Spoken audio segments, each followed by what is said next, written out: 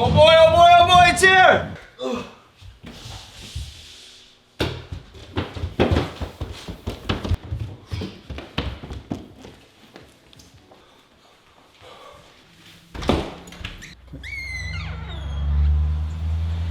Yes!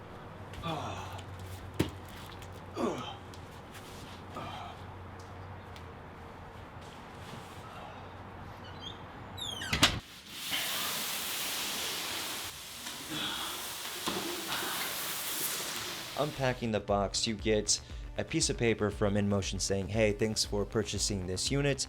You also get a couple different user manuals, kind of tells you how to use it and how to write it, also telling you what not to do with it. Basically get it set up for you to start writing, as well as a more comprehensive instruction manual talking about how to use it, what not to do, including the warranty information and the warranty card itself. The battery cord to charge the battery. The charging time from empty to completely charged is 4.5 hours. First initial observations of the unit is that it's sleek, it's polished, it's somewhat heavy, it's about 30 pounds, but pretty much expect that with the motor, with the battery, and all the components to make it what it is.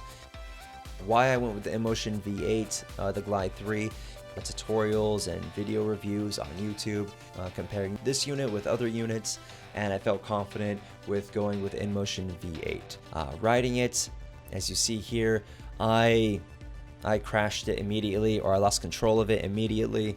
I scuffed it up pretty bad right from the get-go.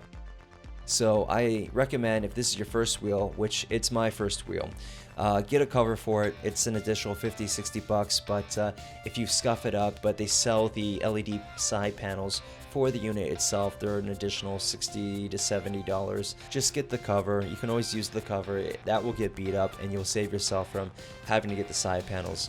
But that is an option. I'll put both the links to the cover and the side panels down below. That's something you're interested in getting. Initial observations of riding it was some difficulty getting the hang of it immediately. Noticed that you really need some strong feet, ankles, calves to really hold the unit in place, and then to really tighten up and squeeze your butt, tighten up your legs, tighten up your posture, pull up your chest, and you want to lean forward, and I noticed based on your posture all the way from your legs to the top of your body. But yeah, it's a lot of fun to use. I've gone around my neighborhood a couple of times.